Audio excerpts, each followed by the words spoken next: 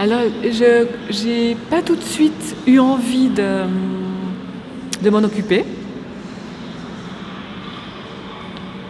Je peux te poser une question aussi? Habe ich das Recht, dich zu dir Fragen zu stellen? Nicht wirklich. Das wäre etwas Neues. Alors, Und da müsste ich vielleicht auch... Ja, dann komm mit mir.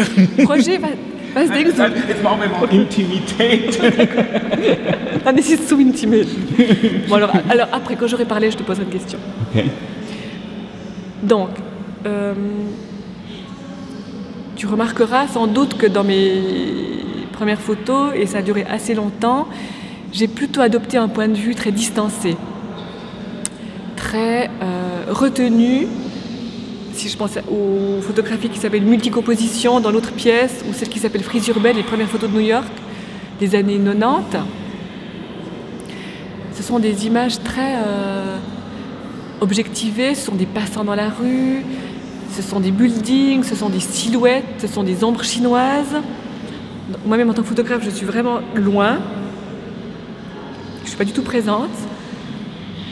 Et c'est des photos, on peut dire, assez froides, assez timides, où je ne suis pas du tout présente. Et j'étais, je pense, à l'aise comme ça au début, peut-être pour démarrer. J'ai commencé par vouloir parler de la ville, des passants, du rythme urbain, du chaos, de la saturation. J'étais amoureuse des buildings à New York, donc je voulais montrer toute cette partie-là du monde extérieur. Et avant ça, quand j'étais en Suisse, je faisais des photos de paysages, donc des collines. Puis après, au bout d'un certain temps, j'ai voulu quand même... non pas faire comme Nan Goldin, parce que je ne suis pas junkie et je n'ai pas la même vie qu'elle. J'ai une vie tout à fait normale, je n'ai pas une vie particulièrement spectaculaire. Mais j'ai pensé que c'était peut-être aussi intéressant de faire un peu entrer ma vie dans mes images, puisque comme on a dit que j'étais une femme avec des antennes, bah forcément que ces antennes, elles étaient aussi actives dans ma vie privée. Donc on peut voir dans la première pièce, Self Caméra, où tout d'un coup je voulais montrer que c'était peut-être une femme qui prenait des images. Alors, quand j'étais dans le bus ou dans le train, on voit un peu mes cheveux, ou on voit ma main qui fait comme ça, ou qui est sur l'ordinateur, pour montrer qu'il y a quand même quelqu'un derrière. Je voulais montrer que ce n'est pas des images qui sont prises par exemple une caméra de surveillance. On pourrait avoir un doute, est-ce que ça c'est une caméra de surveillance comme on voit dans le métro, ou dans les magasins, ou dans la gare? Donc je ne voulais pas que ce soit ça. Je voulais que ça devienne quand même une voix qui parle, eine Stimme, ou eine Frau die anwesend ist. Je voulais montrer une présence.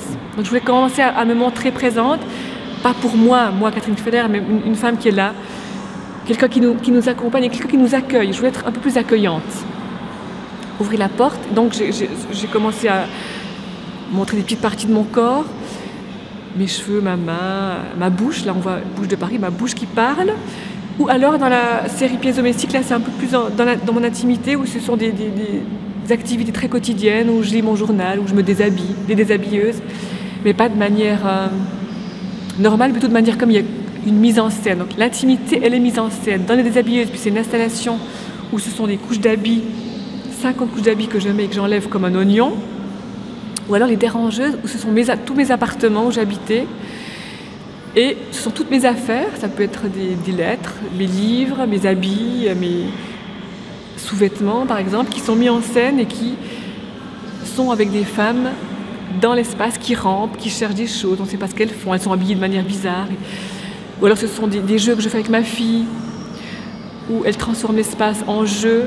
Ou alors parfois il y a mon mari qui apparaît quand on parle. On a des conversations dans la cuisine et voilà, je filme mon mari parce que je suis amoureuse de lui et que j'ai envie qu'il soit là. Et il parle, il me regarde et il est là. Donc je me suis permise d'inclure un peu de ma vie privée. C'est pas embarrassant, mais il y a un petit côté quand même, je vous prends un peu chez moi. J'ouvre un peu ma porte pour montrer ce qu'une artiste... Plus un témoignage, entre guillemets, non pas parce que je suis journaliste ou documentariste, mais petit témoignage de voilà, comment une artiste vit.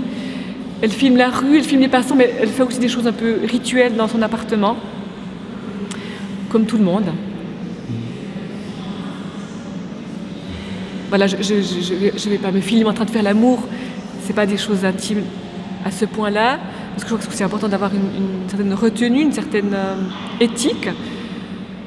Et il faut que je sois quand même à l'aise, il ne faut pas que je sois mal à l'aise, mais il y a quand même un petit côté, voilà, je vous montre un peu chez moi, sous forme de gestes. Donc l'intimité, c'est plutôt pour moi une gestualité.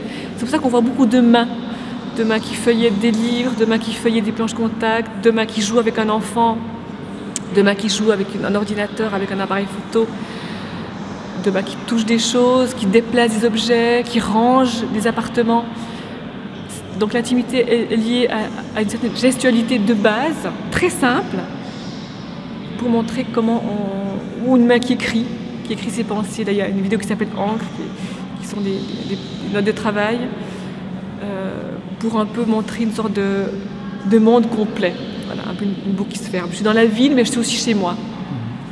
Je fais des choses en ville, mais je fais aussi des choses dans mon appartement, dans ma bibliothèque, dans mon atelier, dans ma salle de bain, et c'est des choses très simples, sans prétention, sans spectaculaire.